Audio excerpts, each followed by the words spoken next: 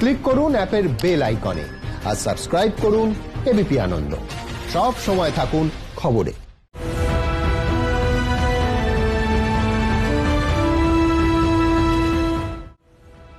সীমান্তের আকাশে ফের কালো মেঘ। বেশ কয়েকদিন ধরে চলতে থাকা ভারত চীন সীমান্ত সংঘাত এখন চরম সীমায়। বেপরোয়া চীনের আগ্রাসনে শহীদ হয়েছেন আমাদের 20 জন জওয়ান। পাল্টা জবাব দিয়েছি আমরাও। প্রধানমন্ত্রী স্পষ্ট ভাষায় হুঁশিয়ারি দিয়ে বলেছেন, উস্কানির জবাব দিতে প্রস্তুত আছে ভারত। প্রকৃত নিয়ন্ত্রণ রেখায় আগ্নেয়াস্ত্র ব্যবহারে সেনাকে ছাড় দেওয়া হয়েছে। ভারত চীন সীমান্তে 32টা সড়ক নির্মাণের কাজ দ্রুত শেষ করার সিদ্ধান্ত নিয়েছে কেন্দ্র। আজকের এই পর্বে আমরা চোখ রাখব ভারত চীন সীমান্ত সংঘাতে ইতিহাসের পাতায়। দেখব ঠিক কি হয়েছিল 62 আর 67 সালের যুদ্ধে। তবে শুরুতেই আসুন দেখি ভারত চীন সীমান্ত সংঘাত নিয়ে ঘটনা প্রবাহের সর্বশেষ আপডেট।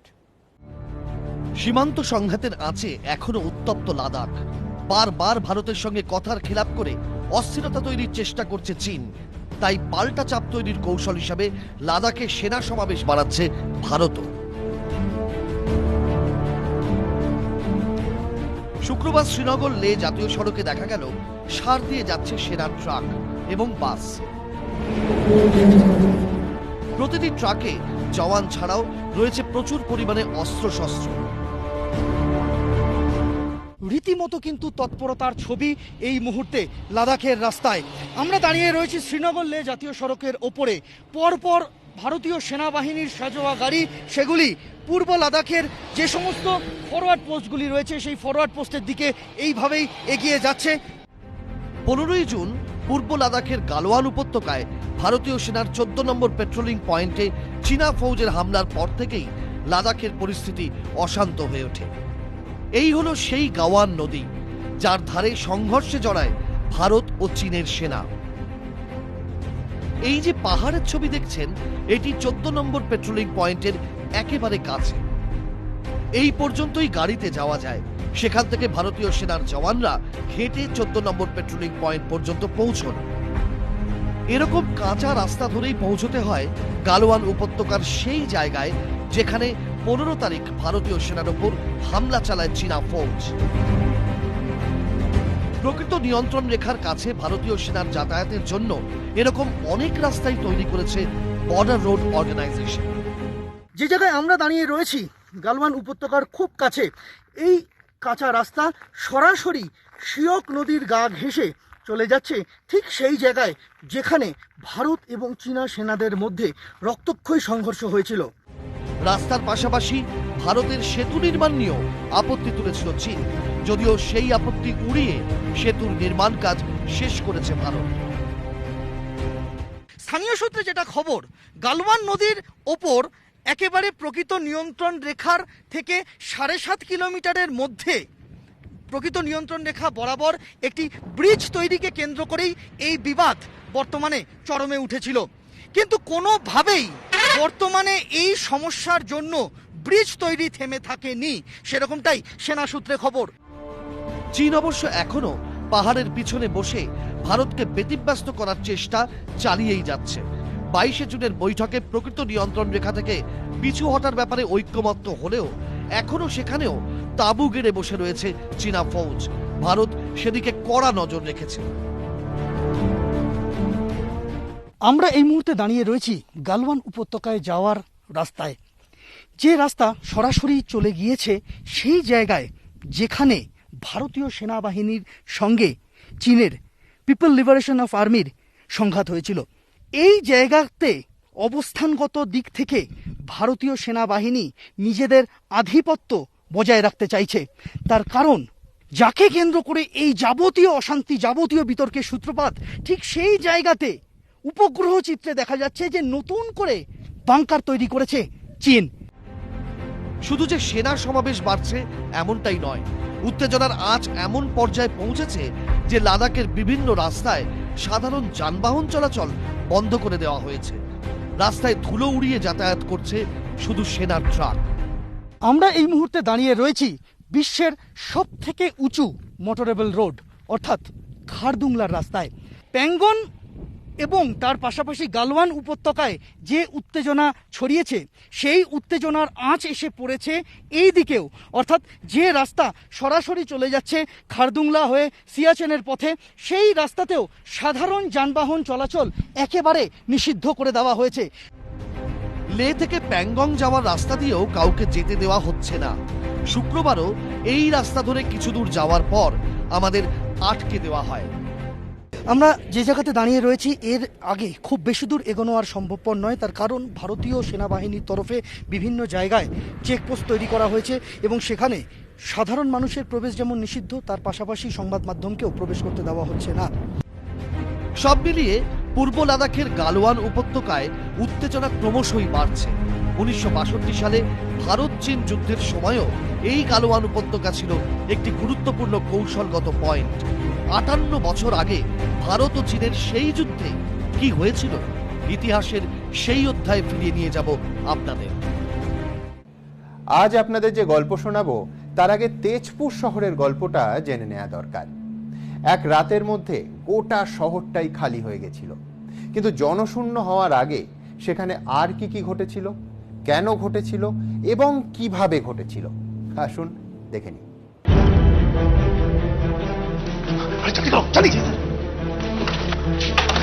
क्या कर रहे हो यार? सॉरी सर, जल्दी जल्दी जल्दी करो, आ जाओ जल्दी आओ। जितने रोड है सारे थालियां भर लो और सारी बेटियां बाहर निकलो, सारे डाल लो बेटी के अंदर। लेकिन सर ऐसा बाहर क्यों? सारे रोड जलाने, जल्दी करो, उठाओ वहां से जल्दी, और भरी बेटियां बाहर लेके जाओ। देखो सर अलमारी को चेक करो, वो भरी बेटियां बाहर लेके जाना, वहां से निकालो। हाँ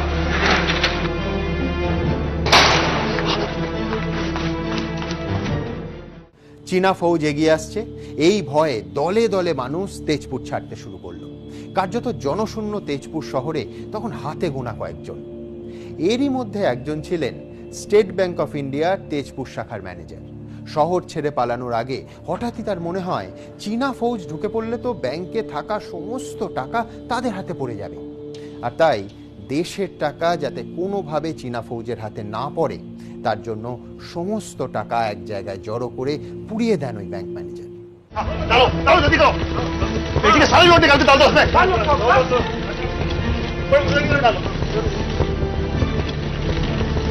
नोट तो सारे हमने जला दिए, उन कॉइन्स का क्या करेंगे? এই সময় কয়েন বা ধাতব মুদ্রার যথেষ্ট দাম ছিল, কিন্তু তা তো জ্বালিয়ে দেওয়া সম্ভব নয়। তাহলে কি করা যায়? শেষ পর্যন্ত ব্যাংক ম্যানেজারই উপায় বাতলে দিলেন। বস্তায় ভরে সমস্ত ধাতব কয়েন শটান ফেলে দেয়া হয় তেজপুর শহরের একটা পুকুরে।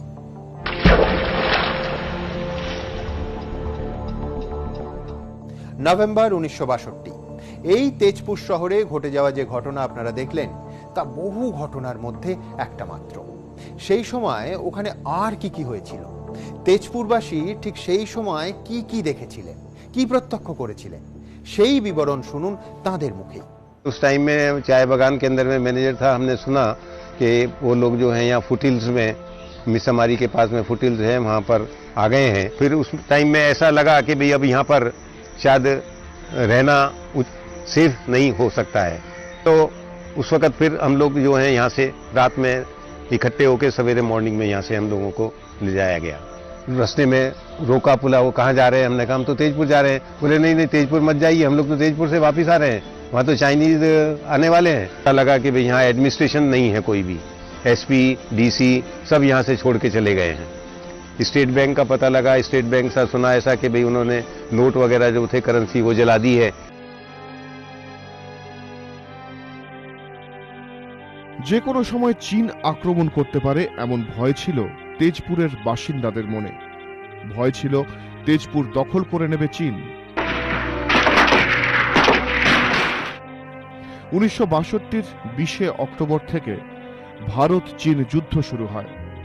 এই সময় প্রধানমন্ত্রী নেহেরু এমন একটি ভাষণ দিলেন যাতে মানুষ আরো ভয় পেয়ে গেল। শুধু তেজপুরই নয়, পুরো উত্তর পূর্ব ভারতই চীন দখল করে নিতে পারে এমন আশঙ্কা ছড়িয়ে পড়েছিল। इस वक्त कुछ असम के दरवाजे पे दुश्मन है और असम खतरे में है।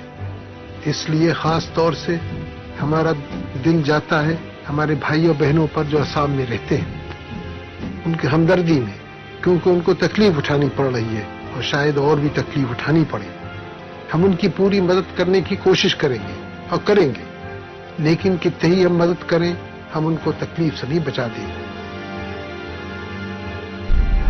और असम खतरे में है, इसलिए खास तौर से যে অসুবিধা বা যন্ত্রণার কথা নেহেরু বলেছিলেন, শুধু অসমের মানুষই যে সেই যন্ত্রণা ভোগ করেছিলেন এমনটা কিন্তু নয়। গোটা দেশই 1962তে চীনের হামলার যন্ত্রণা সহ্য করছিল। তবে শুরুটা হয়েছিল 1962-র 19 ও 20 অক্টোবর রাতে। সেই রাতেই চীন ভারতের উপর হামলা করে। 20 तारीख की सुबह स्टैंड 2 होता है 4:30 पौने 5 के बीच में। हम लोग स्टैंड 2 के लिए उठे, बाहर निकले अपने ट्रेंचेस बंकर से। उसी वक्त शेलिंग शुरू हुआ, पहला शेल गिरा हुआ।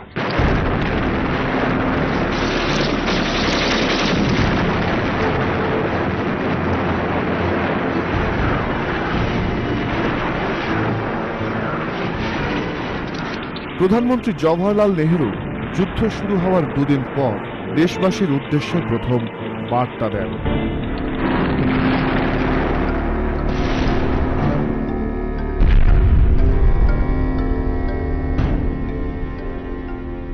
भाइयों बहनों साथियों और हम वतनों, हमारे सीमा पर जबरदस्त हमले चीनी फौजों ने किए और करते जाते हैं। जहां के एक बहुत ताकतवर दुश्मन, जिसको जरा फिक्र न शांति की थी न शांति के तरीकों की, उसने हमें धमकी दी और उस धमकी पर अमल भी किया। इसलिए वक्त आ गया है कि हम इस खतरे को पूरी तौर से समझें। স্বাধীন ভারতের বয়স তখন মাত্র 15। আমাদের দেশের উত্তরাংশে চীন, বিরাট দেশ। ভারত শুরু থেকেই চীনের সঙ্গে ভালো সম্পর্কই রাখতে চেয়েছিল, কিন্তু ক্রমশ দু দেশের মধ্যে সম্পর্ক খারাপ থেকে খারাপতর হতে শুরু করে। একটা সময় মনে হতে শুরু করে যে চীন ভারতকে আক্রমণ করতে চলেছে। উল্টো দিকে ভারতীয় সেনা এই হামলার জন্য তখন একেবারেই প্রস্তুত ছিল না। তৎকালীন যুদ্ধ বিষয়ক সংবাদদাতা বিজি নার্গিস যুদ্ধের ঠিক 10 দিন আগে অরুণাচলের তাওয়াংয়ে পৌঁছন এটা দেখতে যে যুদ্ধের জন্য ভারতীয় সেনা ঠিক কতটা প্রস্তুত। ये अक्टूबर की बात है, अक्टूबर और नवंबर, और काफी ऊंचा है, 15-16 हजार फीट, बहुत ठंड। वो शर्ट स्लीव्स में या एक हल्का से पुलोवर पहन के, जिम शूज, सॉक्स से काम वो कर रहे। उनके पास सब चीज की कमियां थी। অবসরপ্রাপ্ত ব্রিগেডিয়ার এসপি শ্রীকান্ত সে সময় ছিলেন মেজর। তখন নেফার ধৌলা ফ্রন্টে সেনাবাহিনীর একটি দলের কমান্ডার হিসেবে মোতায়েন ছিলেন। हम जब तवांग में थे, हम लोग जब बेनेट ट्रेनिंग करते थे ना सुबह, जब डमी बनाते हैं उसमें हम घोंपते हैं, वो उसमें हम लोग ने चाइनीज का बनाया था शक्ल, ताकि अभी लोग को ये पता लग जाए इनको मारना है चाहे कुछ हो जाए। मगर हुक्म आ गया कि नहीं, ये बंद करिए, ऐसा नहीं हो सकता है। अभी हम लोग हिंदी चीनी भाई भाई हैं, अब भाई भाई के सिलसिले में हम उसी में चक्कर में रह गए। ভারত চীন যুদ্ধে অসম সাহসিকতার দৃষ্টান্ত তৈরি করায় এসপি শ্রীকান্তকে মহাবীর চক্র সম্মানে ভূষিত করা হয়। তবে এসপি শ্রীকান্তের মতো যোদ্ধাদের বীরত্ব সত্ত্বেও চীনা সৈন্যদের লাদাখ ও অরুণাচল প্রদেশে ঢুকে পড়া আটকানো গেল না। दुख तो बहुत होता है। रेट्रोस्पेक्ट में हम कहते हैं कि लड़ाई हुई नहीं, ऐसे लड़ाई थोड़ी होता है। और प्लानिंग इस पर मेरे ख्याल में था ही नहीं। वो उसी वक्त वो रेखी के लिए गए थे ब्रिगेड कमांडर और ब्रिटेन कमांडर। ভারতবর্ষের এয়ারফোর্স আর নেভিকে কোনো রকমভাবে ব্যবহারও করা হয় না, এবং যেহেতু করা হয়নি চীন দেশও করেনি, কিন্তু আমরা যদি তখন এয়ারফোর্স নেভি ব্যবহার করতাম হয়তো গল্পটা অন্যরকম হতো। এবং তারপরে এই যুদ্ধে আমাদের 1 মাস যুদ্ধ চলে। এবং আমার মনে হয় 21শে নভেম্বর 1962-তে চীন ইউনিল্যাটারালি সিজফায়ার ডিক্লেয়ার করে। পৃথিবীর কোনো দেশ সেভাবে ভারতবর্ষের পাশে এই যুদ্ধে দাঁড়ায়নি এবং চীনের বিরুদ্ধেও দাঁড়ায়নি, এবং শেষমেশ চীনই ডিসাইড করে কোনটা সিজফায়ার লাইন হবে এবং কতটা তারা এগাবে, এবং সেইখান থেকেই এখন অবধি যে ইতিহাস চলছে, সেই অরুণাচল প্রদেশের ওপরেও চীন এখনও নরম গরম উক্তি ছাড়েন মাঝে মাঝে, এবং এই যেটাকে আমরা আকসাই চীন বলি, সেখানে হালে যে ব্যাপারটা হলো এবং আগেও ছোটোখাটো ঝামেলা চলছে, সিকিমে চলছে, এবং আনরিজলভড বর্ডার এবং আনডিমার্কেটেড বর্ডার এর জের ভারতবর্ষ এর মূল্য দিচ্ছে এই 1962-র পর থেকে।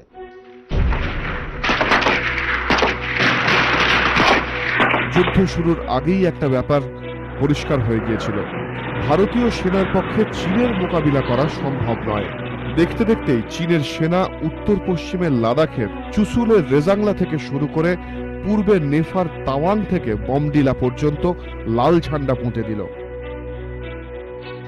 সে সময় ভারতীয় সেনা কার্যত ছত্রভঙ্গ।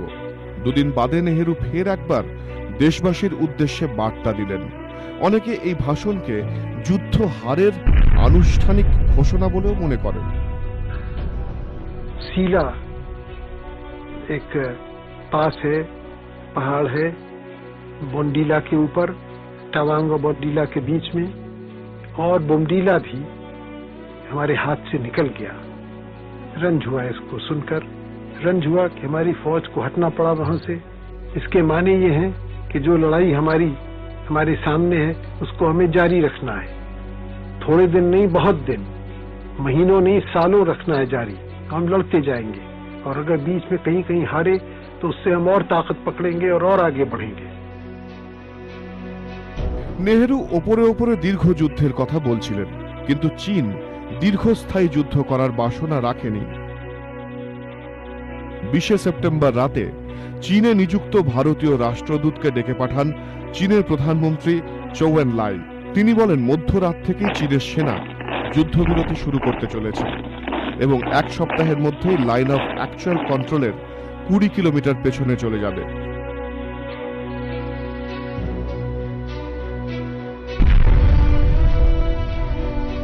চীনের একতরফা ঘোষণার পরেই যুদ্ধ থেমে গেল। যুদ্ধ শেষ হলো, কিন্তু তার ক্ষত চিরজীবন দগদগে হয়ে রইল। 1 মাস ব্যাপী যুদ্ধে ভারত অনেক কিছুই হারিয়েছিল। আমাদের তখন সৈন্যবাহিনীটা হয়তো অতটা আজকের মতন এতটা ভালো বা উন্নত পর্যায়ে ছিল না, কিন্তু একটা জিনিস আপনাকে বলতে পারি, জওয়ানরা, বিশেষ করে পদাতিক বাহিনীর জওয়ানরা, তারা কিন্তু সেই মেকআপ, সেই কমজোরিটা মেকআপ করে দিয়েছিল তাদের মানসিকতা দিয়ে, তাদের মনের জোর দিয়ে, তাদের সাহস দিয়ে, তাদের জীবন দান করার যে শক্তি, সেই শক্তিটা তাদের মনের মধ্যে এত প্রখর ছিল, প্রবল ছিল, যে তারা কখনো ভয় পায়নি বা পেছিয়ে আসেনি, সবসময় এগিয়ে গিয়েছে। তাদের শক্তি যতই কম থাক না কেন, তারা কিন্তু এগিয়ে গিয়েছে। এইটা আমাদের সবচাইতে প্লাস পয়েন্ট ছিল বলে আমার মনে হয়। ভারতের 42,735 বর্গ কিলোমিটার এলাকা দখল করে নিয়েছিল চীন, যা আয়তনে 28টি দিল্লির সমান।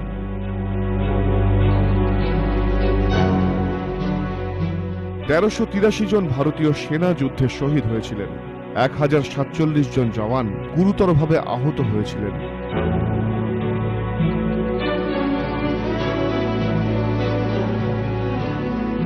1696 জন সৈনিকের কোনো খোঁজ পাওয়া গেল না। 3968 জন সৈনিককে যুদ্ধবন্দী করে রেখেছিল চীন। যুদ্ধে আমাদের শোচনীয় পরাজয় হয়েছিল।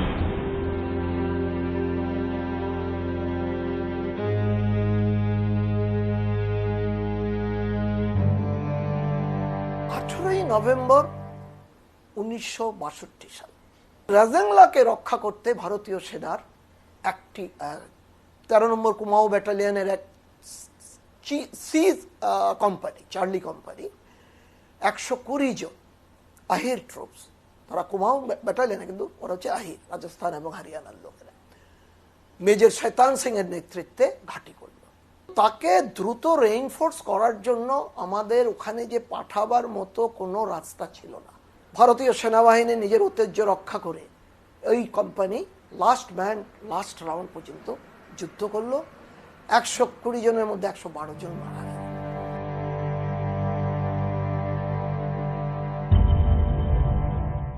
দেখুন, চীন যুদ্ধের পর 58 বছর পেরিয়েছে। আজও কিন্তু আমাদের সঙ্গে চীনের পারস্পরিক সম্পর্ক সেই 5 দশক আগের যুদ্ধকে ঘিরেই আবর্তিত। আজও ইন্দো চীন সীমান্তের দুদেশের সেনার মধ্যে ছোটখাটো লড়াইয়ের খবর হামেশাই পাওয়া যায়। আসলে প্রশ্ন এটা নয় যে আমরা 50 বছর পেরিয়ে যাওয়া সেই 62 যুদ্ধ কেন হেরেছিলাম, বরঞ্চ আসল প্রশ্ন এটাই যে যুদ্ধটা বেঁধেছিল কেন। রক্তক্ষয়ী এই যুদ্ধ ছাড়া কি সত্যি কোনো উপায় ছিল না? যুদ্ধটা কি এতটাই জরুরি ছিল? জওহরলাল নেহেরুর মতো অসামান্য কূটনৈতিক বোধসম্পন্ন মানুষও কি চীনকে চিনতে বুঝতে মস্ত ভুল করে ফেলেছিলেন? চীনের সঙ্গে যুদ্ধ বাঁধার বা পরাজয়ের আসল কারণটা ঠিক কি, এই ব্যাপারটিকে ভালো করে বুঝতে হলে আমাদের জানতে হবে 1950 সালে ঘটে যাওয়া ঘটনার কথা। দুই দেশের ইতিহাস প্রায় একই খাতে বয়ে চলেছে। 1947-এ স্বাধীনতা পায় ভারত।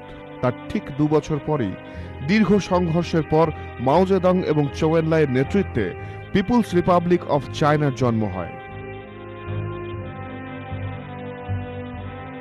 আধুনিক চীন ও স্বাধীন ভারতের পথ চলা প্রায় একই সময় শুরু হয়। We recognize their government. हमने चीन की हिमायत की। हमने कहा कि चाइना को यूनाइटेड नेशंस का सदस्य होना है। एक बार नहीं, अनेक बार। মাওয়ের বামপন্থী চীনকে ভারত শুরু থেকেই মান্যতা দিয়েছিল, কিন্তু সেই চীনই 1950-এ একটি বড়সড় কাণ্ড ঘটিয়ে ফেলল। ভারত ও চীনের মধ্যে অবস্থিত স্বাধীন দেশ তিব্বত আক্রমণ করে এবং দখল করে বেজিং। শুধু তাই নয়, তিব্বতকে অঙ্গরাজ্য বলে ঘোষণা করে দেয় চীন। তিব্বতের প্রধান ছিলেন দলাই লামা। দলাই লামার তিব্বতে চীনের দখলদারি দুনিয়ার মানচিত্র চিরকালের জন্য বদলে দিল। ভারত ও চীনের মাঝে তিব্বত অবস্থিত হওয়ায় দুদেশের মধ্যে বরাবরই একটি দূরত্ব কাজ করেছে, কিন্তু চীনের আগ্রাসী মনোভাবে সেই দূরত্ব আর রইল না। যে সীমান্ত একসময় কাশ্মীরের ছোট একটি অংশে সীমাবদ্ধ ছিল, তা ছড়িয়ে পড়ল উত্তরাখণ্ড থেকে ভারতের উত্তর পূর্ব সীমা পর্যন্ত। একটা ব্যাপার পরিষ্কার, তিব্বতে চীনের দখলদারির ফলে সবচেয়ে প্রভাবিত হয়েছিল ভারতই। তিব্বতে চীনের আধিপত্য ভারতের সীমান্ত নিরাপত্তাকে নতুন করে সমস্যার মধ্যে ফেলে দিয়েছিল। বিদেশ মন্ত্রকের দায়িত্বে ছিলেন প্রধানমন্ত্রী নেহেরুই। তিনি বিদেশ মন্ত্রকের আধিকারিকদের উদ্দেশ্যে একটি নোট জারি করলেন। भारत और दुनिया की कोई भी ताकत तिब्बत पर चीन के हमले को रोक नहीं सकती। उसके बाद चीन भारत पे हमला करेगा, यह बात बहुत हद तक गैर मुमकिन है, क्योंकि अगर चीन भारत पे हमला करेगा तो तयशुदा तौर पर वर्ल्ड वार हो सकता है। हां, चीन भारत में घुसपैठ करने की कोशिश करेगा, और अगर विवादित जगहों पर घुसपैठ हुई तो वहां कब्जा भी हो सकता है। भारत को चीन के लोग और वहां के विचार दोनों की घुसपैठ रोकने की कोशिश करनी चाहिए, और चीन के साथ हमें अपनी दोस्ती में ही सुरक्षा ढूंढनी चाहिए।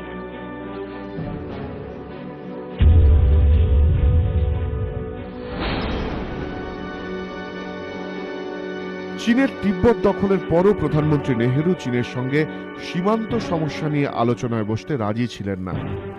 চীন নিজে যতক্ষণ না সীমান্ত সমস্যা নিয়ে ভারতের সঙ্গে আলোচনায় আগ্রহ প্রকাশ করবে, ততক্ষণ ভারতেরও আগ্রহ দেখানো ঠিক নয়।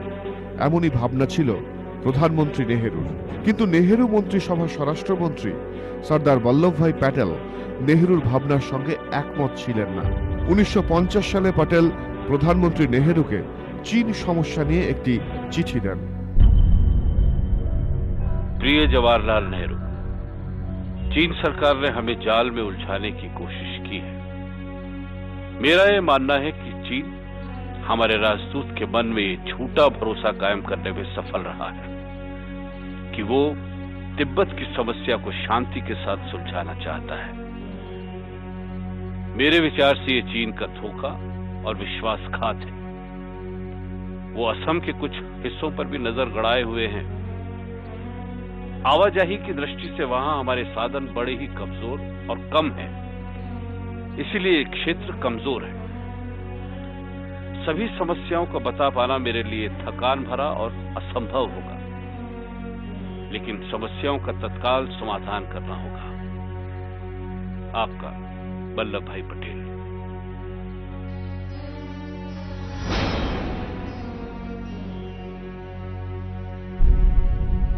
मुझे लगता है कि पटेल के पत्राचार से बात बिल्कुल स्पष्ट होती है कि चीन के बारे में उनके मन में आशंकाएं थी, मगर मुझे ऐसा नहीं लगता कि पटेल अकेले आदमी थे जिसके मन में इस तरह की आशंकाएं थी। जितने लोग दक्षिणपंथी कहलाते हैं कांग्रेस में, वो गोविंद वल्लभ पंत रहे हों, वो आचार्य कृपलानी रहे हों, उन सबके मन में कहीं न कहीं शुभा चीन को लेकर था। मगर उस समय दौर ये था कि नेहरू को चुनौती देने वाला कोई था नहीं। সর্দার প্যাটেলের এই চিঠি তার দূরদর্শিতার অন্যতম প্রমাণ। কিন্তু কিছু বিশেষজ্ঞের বক্তব্য, প্যাটেলের এই চিঠির প্রথম খসড়াটি লিখেছিলেন গিরিজা শঙ্কর বাজপেয়ী। তিনি ছিলেন বিদেশ মন্ত্রকের তৎকালীন সেক্রেটারি জেনারেল। বাজপেয়ীরা নেহেরুর চীন নীতি নিয়ে আদৌ খুশি ছিলেন না। সে সময় চীনে নিযুক্ত ভারতীয় রাষ্ট্রদূত ছিলেন নেহেরু ঘনিষ্ঠ KM পানিক্কর। বাজপেয়ীদের অভিযোগ ছিল যে এই পানিক্করই চীনকে বুঝতে ভুল করেছিলেন। চাপার উত্তরের মাঝেই নেহেরু উপপ্রতিরক্ষা মন্ত্রী মেজর জেনারেল MS হিম্মত সিংহজির নেতৃত্বাধীন একটি কমিটি গড়ে দিলেন এবং চীনকে নিয়ে আরো বড় একটি ঘোষণা করলেন সংসদে।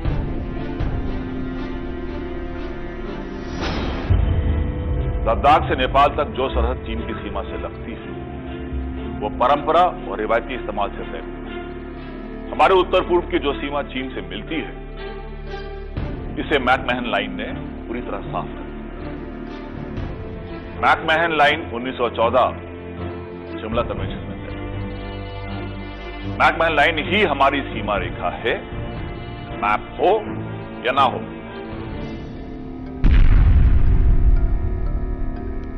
তৎকালীন নেফা আজকের অরুণাচল প্রদেশের সঙ্গে চীনের সীমান্তকে ম্যাকমাহন লাইন বলা হয়। 1914 সালে সিমলায় ব্রিটিশ ইন্ডিয়া, তিব্বত এবং চীনের মধ্যে এই ম্যাকমাহনের লাইনের চুক্তি সই হয়েছিল।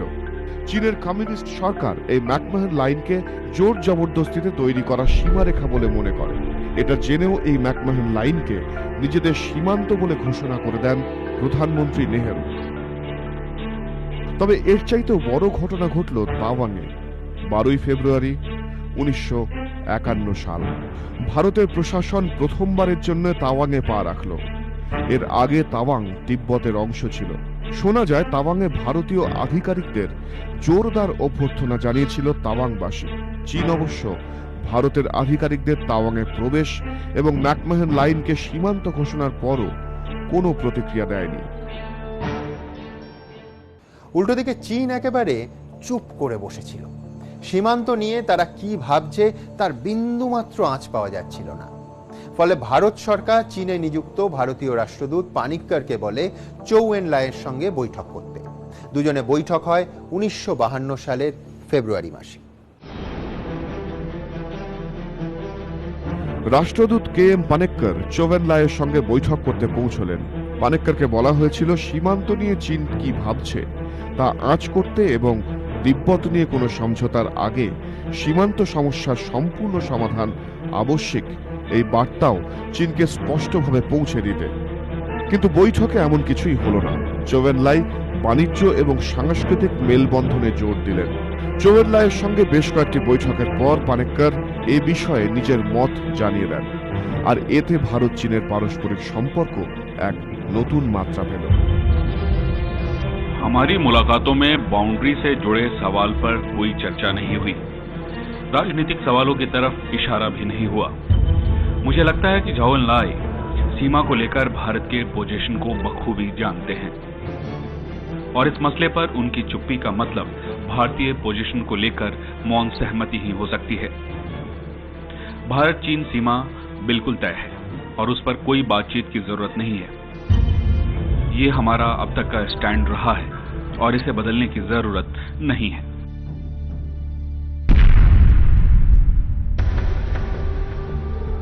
নেহেরুর বিদেশ মন্ত্রকে এমন অনেক আধিকারিক ছিলেন যারা ভারতের চীন নীতি নিয়ে লাগাতার অসন্তোষ প্রকাশ করেছিলেন।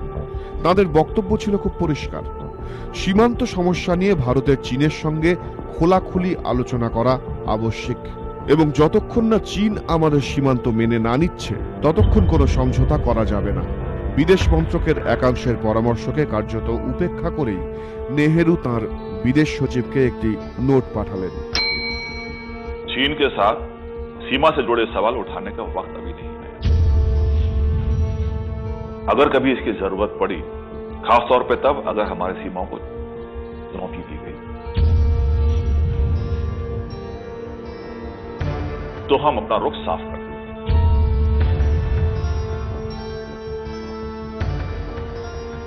এখানেই শেষ নয়।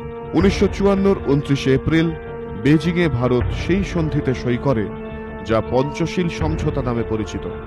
শান্তি রক্ষার পাশাপাশি বন্ধুত্বপূর্ণ সম্পর্কের কথা বলা হয়েছিল এই সমঝোতায়। সর্বত্রই এই সমঝোতার প্রশংসা করা হচ্ছিল। আকাশ বাতাস কাঁপিয়ে হিন্দি চিনি ভাই ভাই স্লোগান উঠেছিল। মনে হচ্ছিল পৃথিবীর দুই বৃহৎ সভ্যতা বন্ধুত্বপূর্ণ সহাবস্থানের এক নয়া দৃষ্টান্ত স্থাপন করতে চলেছে। ये 5 प्रिंसिपल्स ऑफ पीसफुल कोएग्जिस्टेंस को दुनिया के सामने रखा था और तब बैंडोंग में सब और बाकी सुकार्नो, ऊनू, इनक्रुमा सब मान गए और ये नॉन अलाइन मूवमेंट के एक क्या कहते हैं मंत्रा वो बन गए अब तक। হিন্দি চিনি ভাই ভাই মুহুর্মুহু ওঠা এই স্লোগানের নিচে চাপা পড়ে গিয়েছিল বেশ কিছু গুরুত্বপূর্ণ কথা, আর তার মূল্য দিতে হয়েছিল ভারতকেই। ভারত যাকে সীমান্ত মেনে এগোচ্ছিল তাকে মান্যতা দেওয়ার ব্যাপারে চীন কিছুই স্পষ্ট করেনি। অথচ এই চুক্তিতে ভারত তিব্বতকে চীনের অংশ বলে মেনে নেয়। তিব্বতে ভারতের যাবতীয় অধিকারও সমর্পণ করার কথা ঘোষণা করে নয়া দিল্লি। নেহেরু কি ভুল করেছিলেন? कि तिब्बत के मामले में नेहरू ने नादानी की, नासमझी की, अदूरदर्शिता की और तिब्बत की मोहरे को जिस तरह वो प्रयोग कर सकते थे चीन के साथ अपने रिश्तों को संतुलित करने में, उसका प्रयोग वो नहीं कर सकते। भारत की स्थिति नहीं थी कि वो टक्कर ले चीन से जाके और उनको तिब्बत से खदेड़े। किस कारण, किस वजह से या किस प्लैंक पे वो कर सकते थे। तो सबसे पहले ये कि विकल्प क्या था? कोई विकल्प नहीं था। आप प्रोटेस्ट कर सकते थे और या फिर आप कहते कि इस मामले से लेकर हम रिश्ते तोड़ देते हैं।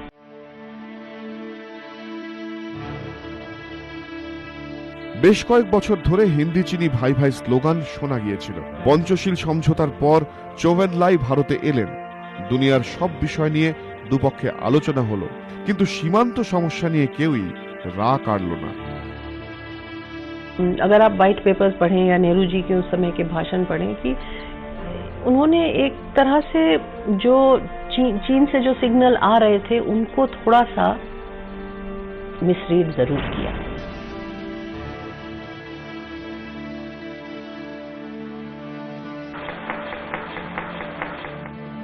এই সাক্ষাতের পরও নেহেরু ও চীনের প্রধানমন্ত্রী চৌ এনলাইয়ের মধ্যে একাধিকবার বৈঠক হয়।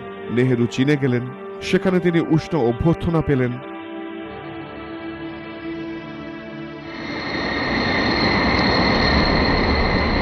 এই পরিস্থিতিতে 1956 নভেম্বর মাসে ঘটে গেল একটি বড় ঘটনা।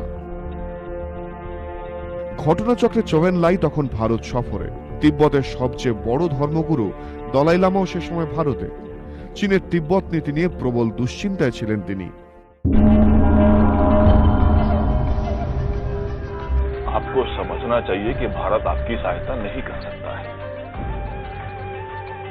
मैं भारत में ही शरण लेने का विचार कर रहा हूँ। आपको अपने देश वापस जाना चाहिए और इस 17 सूत्री समझौते के अनुसार अपने देश में काम करने की कोशिश करनी चाहिए। मैं ये कैसा मानूं कि প্রধানমন্ত্রী সে সময় যুবক দলাই লামাকে ভারতে আশ্রয় দিতে রাজি হননি। তাকে বুঝিয়ে সুঝিয়ে ফেরত পাঠিয়ে দেওয়া হয়। নেহেরু তিব্বতকে নিয়ে চীনের দুশ্চিন্তা বাড়াতে চাননি, কিন্তু উল্টো দিকে 1957 সেপ্টেম্বরে চীনের সরকারি সংবাদপত্র পিপলস ডেইলিতে প্রকাশিত হয় একটি খবর, যাতে বলা হয় চীনের সিংকিয়াং থেকে তিব্বত পর্যন্ত সড়ক তৈরির কাজ শেষ। ভারতের কাছে তা একটা বড় ধাক্কা। সিংকিয়াং থেকে তিব্বত পর্যন্ত সড়ক আকসাই চীনের মধ্যে দিয়ে যায়। এটা সেই এলাকা যা ভারত নিজেদের বলে দাবি করছিল।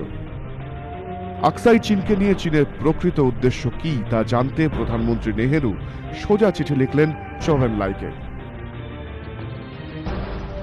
1956 में हमारी मुलाकात हुई थी। तब आपने संकेत दिया था कि मैकमेहन लाइन ब्रिटिश साम्राज्यवाद से उपजी है। फिर भी भारत और चीन के बीच दोस्ताना रिश्तों को देखते हुए और तिब्बत के स्थानीय प्रशासन से सलाह मशवरा के बाद इसे मान्यता दे दो। हमारी अब तक यही सोच रही है कि भारत और चीन के बीच कोई सीमा विवाद नहीं है। अभी तक मेरी इस सोच को आप भी सही मानते रहे।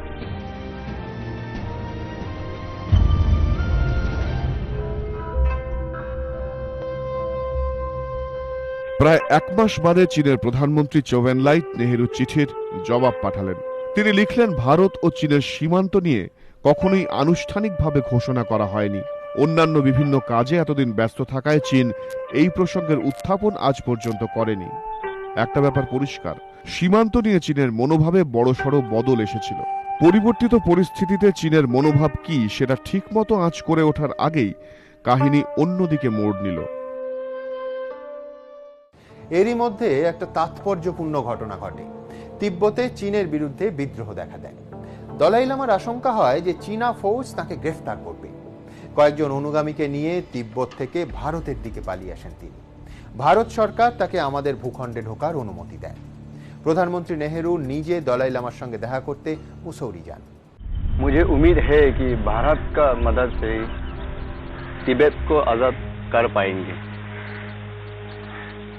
दलाई लामा जी, तिब्बत की आजादी के लिए भारत चीन से लड़ाई नहीं शुरू कर सकता। मुझे तो ये लगता है कि पूरी दुनिया मिलकर भी तब तक तिब्बत को आजाद नहीं करा सकती जब तक चीन पूरा बर्बाद ना हो जाए। দলাই লামার সঙ্গে পণ্ডিত নেহেরুর সাক্ষাৎ ভালোভাবে নেয়নি চীন। ভারতে আসার পর যেভাবে দলাই লামাকে স্বাগত জানানো হয়েছিল তাও চীনের দুশ্চিন্তা বাড়িয়ে তুলছিল। দেখুন, একটা ব্যাপার পরিষ্কার, তিব্বত নিয়ে নেহেরু চীনকে বেশি ঘাঁটাতে চাইছিলেন না, কিন্তু দলাই লামাকে ভারতে ঢোকার অনুমতি দিতেই চীন ইস্যু আরো উত্তপ্ত হয়ে ওঠে। দুদেশের মধ্যে কূটনীতি কম আর রাজনীতি বেশি হতে শুরু করলো। আর ভারতে তা নিয়ে যেন আরো বেশি করে রাজনীতি হতে শুরু করেছিল। সংবাদপত্রের শিরোনামে জায়গা করে নিল নানা রকমের খবর। সংসদেও প্রশ্ন উঠতে শুরু করলো। আর সেই সঙ্গে প্রধানমন্ত্রীর রাশও যেন ক্রমশ ঢিলে হতে শুরু করে। আকসাই চীনের সড়ক থেকে শুরু করে ম্যাকমাহন লাইন পর্যন্ত চীনের মনোভাব নিয়ে সংসদে প্রশ্ন উঠতে শুরু করে। চীনের সঙ্গে সম্পর্কের অবনতি নিয়ে খুব বেশি প্রচার হোক তা চাইছিলেন না প্রধানমন্ত্রী নেহেরু, কিন্তু এই প্রসঙ্গে সংসদে সমালোচনা বন্ধ করা গেল না। সাংসদরা নেহেরুর উপর তথ্য গোপনের অভিযোগ তুলছিলেন এবং শেষ পর্যন্ত বড় একটা সিদ্ধান্ত নিতে বাধ্য হলেন নেহেরু। সমালোচনা এবং বিরোধিতা সামাল দিতে প্রধানমন্ত্রী সংসদে শ্বেতপত্র প্রকাশ করতে বাধ্য হন। তবে তিনি যদি এই আশা করে থাকেন যে এই শ্বেতপত্র প্রকাশের পরেই যাবতীয় বিরোধিতা থেমে যাবে, তাহলে বলতেই হয় তিনি ভুল ভেবেছিলেন। কারণ এই শ্বেতপত্রে যে তথ্য ছিল তা বিরোধিতা আরও বাড়িয়ে তোলার পক্ষে যথেষ্ট ছিল। রাজনীতি জোরালো হওয়ার সঙ্গে সঙ্গে নেহেরুর চীন নীতিও ওই রাজনীতি দ্বারা প্রভাবিত হতে শুরু করে। নেহেরুর কূটনীতির হাতে যেন রাজনীতির হাত করা পড়ে যায়। এর একটি কারণ অবশ্য নেহেরুর বন্ধু এবং প্রতিরক্ষা মন্ত্রী ভিকে কৃষ্ণ মেনন এবং তৎকালীন সেনাধ্যক্ষ কে এস থিমাইয়া খুব কম বিষয়ে সহমত হতেন। জেনারেল থিমাইয়া চীনকে শত্রু রাষ্ট্র বলে মেনে নিয়ে যুদ্ধের প্রস্তুতি শুরু করে দেওয়ার পক্ষে মত দিয়েছিলেন। এক্ষেত্রে মেননের মত ছিল আসল বিপদ চীন নয়, পাকিস্তান, তাই সেনা সমাবেশ পাকিস্তান সীমান্তেই থাকা উচিত। প্রতিরক্ষামন্ত্রীর সঙ্গে সেনাধ্যক্ষের তীব্র মতপার্থক্যের খবর সংবাদ মাধ্যম পায় যখন আচমকা বিএম কাল নামে এক সেনা আধিকারিককে লেফটেন্যান্ট জেনারেল পদে বসিয়ে দেওয়া হয়। 12 জন পদপ্রার্থীকে টপকে বিএম কলকে লেফটেন্যান্ট জেনারেল পদে বসানো হয়েছিল। কল নিজেকে প্রধানমন্ত্রী নেহেরুর আত্মীয় বলে পরিচয় দিতেন। থিমাইয়া কলকে লেফটেন্যান্ট জেনারেল করার পক্ষপাতী ছিলেন না। যেহেতু যুদ্ধ করার অভিজ্ঞতা ছিল না কলের, তার বেশিরভাগ সময় কেটেছিল আর্মি সার্ভিস করে। নিজের ইস্তফাপত্র পাঠিয়ে দেন থিমাইয়া। ये लीजिए मेरा इस्तीफा। आज के बाद मैं इस देश की सेवा नहीं कर पाऊंगा। नहीं नहीं नहीं, आप ये इस्तीफा अभी तुरंत वापस लीजिए और इस्तीफे के बारे में मुझे दूसरा पत्र दीजिए। लेकिन सर, देखो टिमी, मेरी बात ध्यान से सुनो।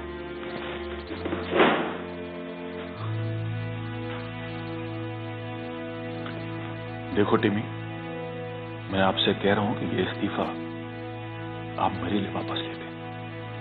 और ये मैं एक प्रधानमंत्री के तौर पे नहीं कह रहा हूं, एक बुजुर्ग के नाते कह रहा हूं। इसे वापस लीजिए।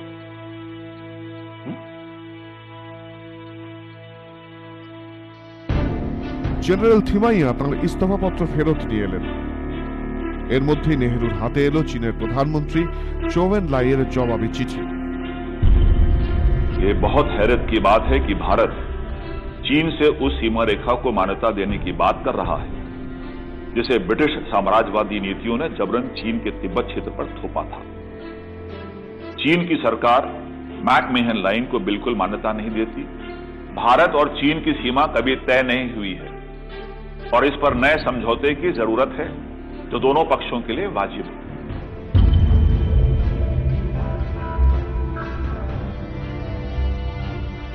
চৌয়ের চিঠির জবাবে একটা ব্যাপার খুব পরিষ্কার হলো, ভারতের ম্যাপের প্রায় 40,000 বর্গ মাইল এলাকাকে নিজেদের বলে দাবি করছে চীন। এরপর রাজ্যসভায় বক্তব্য সাফ জানিয়ে দেন নেহেরু। आज से 7-8 साल पहले मुझे लगा था कि सीमा मामले में किसी भी प्रकार की चर्चा करना बेकार है, कोई सीमा विवाद है ही नहीं। फिर भी चीन और भारत कुछ बंजर पहाड़ों के लिए लड़ाई लड़ना चाहते हैं, तो इससे बड़ी बेवकूफी की बात हो ही नहीं सकती। चीन ने अक्सर चीन के लद्दाख वाले इलाके में सड़क बना ली थी जिसको लेकर झगड़ा हुआ और नेहरू ने फरमाया कि वहां तो घास का एक तिनका तक नहीं उगता, उसको लेकर चिंता क्या करनी। जब महावीर त्यागी ने संसद में अपनी टोपी उतारकर कहा कि यहाँ भी एक बाल नहीं उगता मेरी चाँद पर, तो उसका मतलब ये तो नहीं कि मेरी गर्दन कलम कर दी जाए। तो ये सारी घटनाएं आपको 54-55 से लेकर के, हम मानते हैं कि शांतिपूर्ण समझौते के पंचशील का जो दिन थे वो बड़े अच्छे दिन थे, मगर अगर आप पलट कर देखें तो विवाद जारी था। নেহেরুর নেতৃত্বে যাবতীয় কূটনৈতিক প্রয়াসও যে কার্যত মুখ থুবড়ে পড়েছিল তা ছিল দিনের আলোর মতো পরিষ্কার। চীনকে নিয়ে দেশের অভ্যন্তরে আলোচনা এবং রাজনীতি চলছিল পুরো দমে। অন্যদিকে সীমান্তেও ক্রমশ চাপ বাড়ছিল। এমন সময় প্রধানমন্ত্রী পণ্ডিত নেহেরু একটি গুরুত্বপূর্ণ বৈঠক আহ্বান করলেন। प्रधानमंत्री जी, इस समय नॉर्थ ईस्ट में चीन बॉर्डर पे असम राइफल है और लद्दाख में सीआरपीएफ अभी इस सीमा की देखभाल इंटेलिजेंस ब्यूरो कर रही है। आगे का क्या प्लान है? हमें अब इस सीमा की जिम्मेदारी फौज को दे देनी चाहिए। हमारे पास 4th डिवीजन पंजाब में है, उसे भी नेफा भेजना होगा और समस्त फॉरवर्ड पोस्ट पे अब सेना की तैनाती होनी चाहिए सर। সীমান্তে ভারতের সেনা মোতায়েনের সিদ্ধান্ত ফরওয়ার্ড পলিসি নামে পরিচিত, যা সে সময় ছিল গুরুত্বপূর্ণ সিদ্ধান্ত। সেনাবাহিনীর যে 4th ডিভিশনের উপর নেফা রক্ষার ভার পড়তেছিল তাদের পাহাড়ে যুদ্ধ করার কৌশল শেখানো হয় না। তাই এই নীতিকে চীন যুদ্ধের অন্যতম কারণ হিসেবে উল্লেখ করা হয়। ফরওয়ার্ড পলিসি লাগু হওয়ার আগেই চৌ এন লাই নেহেরুকে চিঠি লিখে একটি প্রস্তাব দিলেন।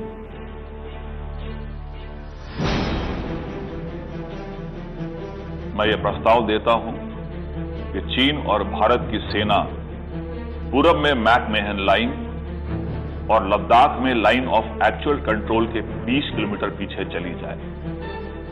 हाल के दिनों में जो घटनाएं हुई हैं उसके पीछे बॉर्डर पर आपकी कार्रवाई है। हम मैकमेहन लाइन को गैर कानूनी मानते हैं, इसके बावजूद कभी भी हमारी सेना ने उसे क्रॉस नहीं किया है। খুব সহজ করে বললে চীন এটাই বলতে চেয়েছিল যে লাদাখের অন্তর্ভুক্ত আকসাই চীন, যেটা কিনা বেজিং এর কবজায় ছিল, তা চীনের সঙ্গেই থাকুক, আর অরুণাচল প্রদেশের তাওয়াংয়ের যে অংশ ভারতের দখলে ছিল সেটা ভারতেরই থাকুক। अगर चीन को मैंने अक्साई चीन दे दिया तो मैं प्रधानमंत्री नहीं रह सकता। नहीं, मैं ऐसा नहीं करूंगा। যে কোনো বড় চুক্তি এড়িয়ে যাওয়ার ব্যাপারে মনস্থির করে ফেলেছিলেন নেহেরু। প্রথমত তিনি চীনের উদ্দেশ্য সম্পর্কে ওয়াকিবহাল ছিলেন না, আর দ্বিতীয়ত জনগণ এবং দেশের রাজনৈতিক দলগুলিও চীনের সঙ্গে কোনো রকম সমঝোতায় যেতে তীব্র আপত্তি প্রকাশ করছিল। চীন বিরোধিতায় সব পক্ষই তখন ছিল একজোট, সংঘবদ্ধ। এই পরিস্থিতিতে 1960-এর এপ্রিল মাসে চৌবেন লাইয়ের ভারত সফরে আসার খবর এলো। এই ঘোষণার পরই নেহেরুর ওপর ঘরে বাইরে চাপ আরও বাড়তে শুরু করে। একদিকে কংগ্রেস সাংসদরা দাবি করেন ভারত আরও কঠোরভাবে চীন সমস্যার মোকাবিলা করুক, অন্যদিকে বিরোধীরাও নেহেরুর কাছে প্রতিশ্রুতি চায় ভারত যেন ভূখণ্ড নিয়ে চীনের সঙ্গে কোনো সমঝোতায় না যায়। প্রধানমন্ত্রীর বাসভবনের সামনে বিক্ষোভ হতে শুরু করে, দিল্লিতে মিছিল বেরোয়। সবার একটাই দাবি ছিল ভারত যেন কোনো অবস্থাতেই চীনকে 1 ইঞ্চি জমিও না ছাড়ে। ভারতে পৌঁছলেন চৌবেন লাই। চীনের প্রধানমন্ত্রীর আশেপাশে তৈরি করা হয়েছিল বেশ কয়েক স্তর সুরক্ষা বলয়। প্রায় 1 সপ্তাহ ভারতে থাকাকালীন পণ্ডিত নেহেরুর সঙ্গে তাঁর প্রায় 20 ঘন্টা বৈঠক হলো। একে অপরের উপর অভিযোগ আনলেন। বৈঠকে চৌবেন লাই ফের তাঁর পুরনো প্রস্তাবেরই অবতারণা করলেন।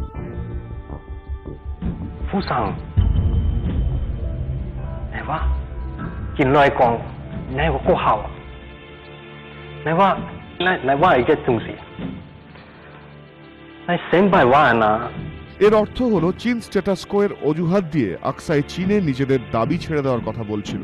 তার বদলে অরুণাচল প্রদেশে ভারতের দাবি ছেড়ে দেওয়ার কথা বলেছিলেন চৌ। কিন্তু নেহেরু শোনা মাত্র এই প্রস্তাব খারিজ করে দিলেন। सवाल ये है, यथास्थिति स्टेटस को है क्या? आज का स्टेटस को और 2 साल पहले का स्टेटस को दोनों अलग है। আলোচনার পর নেহেরু সংসদে বৈঠক বিফলতার কথা ঘোষণা করে দিয়েছিলেন। जॉइंट स्टेटमेंट जारी हुआ है। इसमें सबसे अहम बात यह है कि तमाम कोशिशों के बावजूद कोई हल नहीं निकला। এই বৈঠকের পর দু দেশের আধিকারিকরা ঘন ঘন বৈঠক করতে লাগলেন, কিন্তু কোনো সমাধান মিলল না। অর্থাৎ যুদ্ধক্রমেই অবশ্যম্ভাবী হয়ে উঠছিল। দু দেশই সে পথে দ্রুত এগোচ্ছিল। সেই সময় 6 ডিসেম্বর 1960-এ জওহরলাল নেহেরু ভারতের পক্ষ থেকে রাষ্ট্রপুঞ্জে চীনের স্থায়ী সদস্য পদের জন্য সওয়াল করলেন। এজন্য আজও সমালোচিত হন প্রধানমন্ত্রী নেহেরু। 1961 থেকে 62-র মধ্যে সংসদে নেহেরুকে চীন প্রশ্নে বারংবার বিরোধীদের তীব্র আক্রমণ সহ্য করতে হয়। তাঁরা চীনের বিরুদ্ধে কড়া পদক্ষেপের দাবি করছিলেন, কেননা চীনের দিক থেকে লাগাতার ভারতের সেনা চৌকি লক্ষ্য করে গোলাবর্ষণ করা হচ্ছিল। 1962-র অক্টোবরের মধ্যেই যুদ্ধ যে স্রেফ সময়ের অপেক্ষা তা সাফ হয়ে গিয়েছিল। जब डायलॉग ब्रेक डाउन हुआ और जो दोनों पक्षों का जो एक अपना अपना मत था, उनके बीच में कहीं भी किसी तरह से मेल नहीं हो पा रहा था, तो ये घटना घटी। 20 অক্টোবর 1962 বিক্ষিপ্ত গোলাবর্ষণ পুরোদস্তুর যুদ্ধের রূপ নিয়ে নিল। নেফা থেকে লাদাখ ভারতের সীমান্ত বরাবর আক্রমণ করল চীন। ফরওয়ার্ড পলিসি শুরু হলেও ভারত পুরোপুরি প্রস্তুত ছিল না। না ছিল অস্ত্রশস্ত্র, না ছিল রেশন। স্রেফ অসম সাহসকে পুঁজি করে যুদ্ধ লড়তে গিয়েছিল ভারত। আনুষ্ঠানিক যুদ্ধ শুরুর অব্যবহিত পরেই নেফা থেকে লাদাখ বিপর্যয়ের সম্মুখীন হয় ভারতীয় সেনা। যুদ্ধের প্রথম দিনই নেফা ফ্রন্টের commander lieutenant general BM call হৃদরোগে আক্রান্ত হন। চিকিৎসার জন্য তাকে দিল্লি পাঠিয়ে দেওয়া হয়। তার পরিবর্তে হরবক্স সিংহ দায়িত্ব নেন। কিন্তু হরবক্স সিংহ গ্রাউন্ড রিয়েলিটি বুঝে কাজ শুরু করার আগেই জওহরলাল নেহেরুর নির্দেশে ফের কলকেই দায়িত্ব ফিরিয়ে দেওয়া হয়। নেফায় পর্যুদস্ত হওয়ার পিছনে অনেকে একেও বড় কারণ বলে মনে করেন। পক্ষান্তরে একাংশের বক্তব্য হারের ঘোষণা করতে মাসখানেক সময় নিলেও বাস্তবে শুরুর মাত্র কয়েক ঘন্টার মধ্যেই যুদ্ধের নিয়তি স্থির হয়ে গিয়েছিল। 1962-তে যে ঘটনাটা হয়েছিল ওটা কোনো বিচ্ছিন্ন ঘটনা নয়। চীন কোনো কাজ বিরাট ডিটেল প্ল্যানিং না করে না। একদিকে চীনের সঙ্গে বন্ধুত্বপূর্ণ একটা সম্পর্ক করার চেষ্টা করছিলাম, কথাবার্তা চলছিল তখনকার তদান্তিক প্রাইম মিনিস্টার এবং চাও এন লাইয়ের সঙ্গে। দুই দেশের প্রাইম মিনিস্টার নেহরুজি আর চাও এন লাই, ওরা কিন্তু একটা ব্যাকস্ট্যাবিং করে ছোড়া মেরে দিল। এই যে একটা চীনের সঙ্গে গালওয়ানের ডিসপিউট হয়েছে, এটা আমার ধারণা খুব সহজে মিটবে না। সব জাতের আছে, ইয়েলো রেসের আবার বেশি, সেভিং ফেস ওদের একটা বিরাট ব্যাপার। ওরা নিজেদের ইজ্জত খোয়াতে চাইবে না, এবং যদি ওরা সামান্যতম উইথড্র করে তাহলে ওদের পক্ষে খুব একটা অস্বস্তিকর ব্যাপার হয়ে দাঁড়াবে নিজের পাবলিকের কাছে। ये आकाशवाणी है। अब आप प्रधानमंत्री का राष्ट्र के नाम संदेश सुनिए। चीनी फौजों ने हमारे ऊपर हमला किया और हमारे मुल्क में घुस आए। उधर पूर्वी सीमा प्रांत जो है नेफा, उसके हमारी सरहद से आए इधर, और उन्होंने हमारे फौजी जो वहां दस्ते थे उन पे हमला किया था। उसके बाद काफी एक बड़ी जंग हुई वहां, और चीनियों ने इतनी बड़ी फौज वहां डाली कि उन्होंने हमारे उससे छोटी फौजों को हटा दिया और दबा दिया। প্রতিরক্ষা মন্ত্রী VK মেননকে যুদ্ধ চলাকালীনই ইস্তফা দিতে হয়। যুদ্ধ শেষ হতেই ছুটিতে চলে যান সেনাধ্যক্ষ জেনারেল থাপার। ইস্তফা দিতে বাধ্য হন লেফটেন্যান্ট জেনারেল BM কল। ইন্ডিয়ার উচিত ছিল যে ইন্ডিয়ার ডিফেন্স ইকুইপমেন্টে নতুন করে কেনা দরকার ছিল,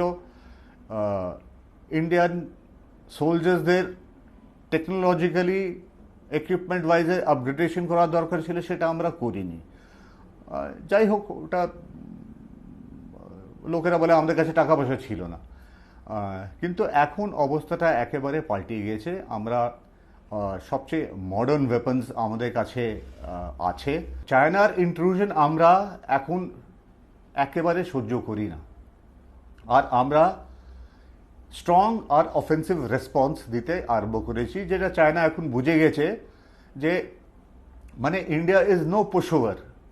ইন্ডিয়াকে থ্রেটেন করলে কোনো লাভ নেই, ইন্ডিয়া রেসপন্ড করবে, ইন্ডিয়া রিটালিয়েট করবে। চীন যুদ্ধে ভারতের শোচনীয় পরাজয় হয়। নিছকে ইস্তফার মধ্যে দিয়ে এই জ্বালা জুড়ানো সম্ভব ছিল না। এই পরিস্থিতিতে সেই প্রশ্নটাই ফের ওঠে, সত্যিই কি যুদ্ধের প্রয়োজন ছিল? এখনো আজও আকসাই চীন বেজিং এর কবজাতেই রয়েছে। অরুণাচল প্রদেশও আজও ভারতেরই অংশ। আজ থেকে 60 বছর আগে যখন ভারত ও চীনের মধ্যে অশান্তি শুরু হয়েছিল, তখন কি রাজনীতিকে প্রয়োজনের অতিরিক্ত গুরুত্ব না দিয়ে কূটনীতিকে আর একটু বেশি গুরুত্ব দেওয়া যেত না?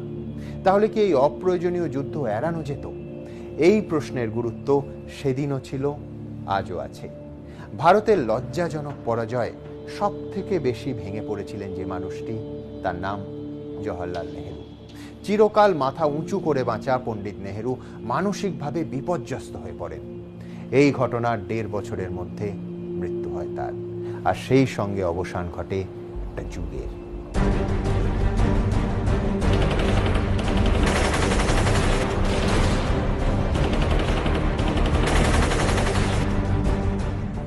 বাষট্টি যুদ্ধে কোমর ভেঙে গেলেও 5 বছরের মধ্যে ঘুরে দাঁড়িয়েছিল ভারত। 67-তে চীনের মুখের ওপর কড়া জবাব দিই আমরা। সেবারও উস্কানি দেওয়ার কাজটা করেছিল ওই চীনই। সিকিমের নাথুলা এবং চোলায় ঢুকে পড়ে চীনা ফৌজ। শুধু তাই নয়, নতুন নতুন সেনা ছাউনি তৈরি করে সেখানে অস্ত্রশস্ত্র আমদানি শুরু করে তারা। ভারতীয় সেনাও কিন্তু বসে থাকেনি, তারাও নাথুলা থেকে সিমুলা পর্যন্ত কাঁটাতারের বেড়া দিতে শুরু করে। এ নিয়ে দুপক্ষের মধ্যে সংঘাতের পারদ ক্রমশ চড়তে শুরু করেছিল, যা চলে কয়েক মাস ধরে। কিন্তু একদিন আচমকাই ভারতীয় সেনার ওপর গুলিবর্ষণ শুরু করে চীনা ফৌজ। মুখের মতো জবাব দেয় ভারতও। টানা প্রায় 3 দিন দুদেশের মধ্যে চলে গোলাগুলির লড়াই, যা যুদ্ধের থেকে কোনো অংশে কম ছিল না। বিভিন্ন সূত্র মারফত পাওয়া খবর অনুযায়ী দুদেশের মধ্যে গুলির লড়াইয়ে চীনা ফৌজের অন্তত 400 জন সেনা মৃত্যু হয়। শেষ পর্যন্ত পিছু হটতে বাধ্য হয় ওই চীনা ফৌজ। প্রকৃত নিয়ন্ত্রণ রেখার কাছে এই সেই জায়গা। 1967 সালে এখানেই চীনকে কড়া জবাব দিয়েছিল ভারত। 62 যুদ্ধে হারের 5 বছর পরই ভারত চীনকে বুঝিয়ে দিয়েছিল তাদের আসল ক্ষমতা। সেই লড়াইয়ের সাক্ষী নাথুলা পাস। 1962 সালের যুদ্ধে চীনের কাছে লজ্জাজনকভাবে হারতে হয়েছিল ভারতকে। भाइयों बहनों साथियों और हम वतनों, हमारे सीमा पर जबरदस्त हमले चीनी फौजों ने किए।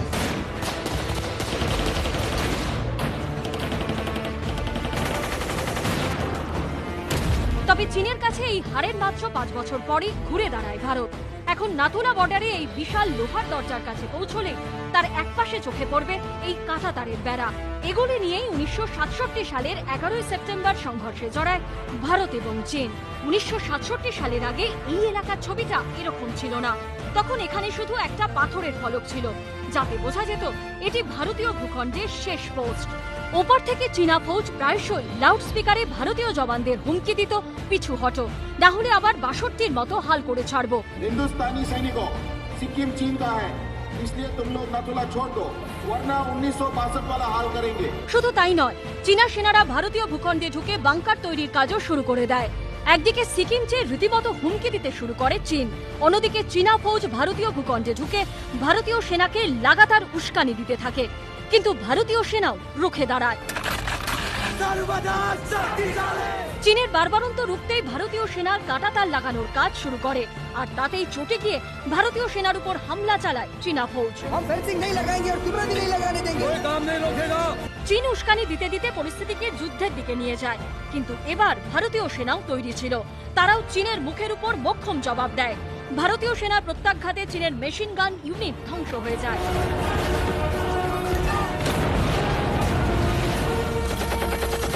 চীন বুঝতে পারেনি 62-র ভারত আর নেই।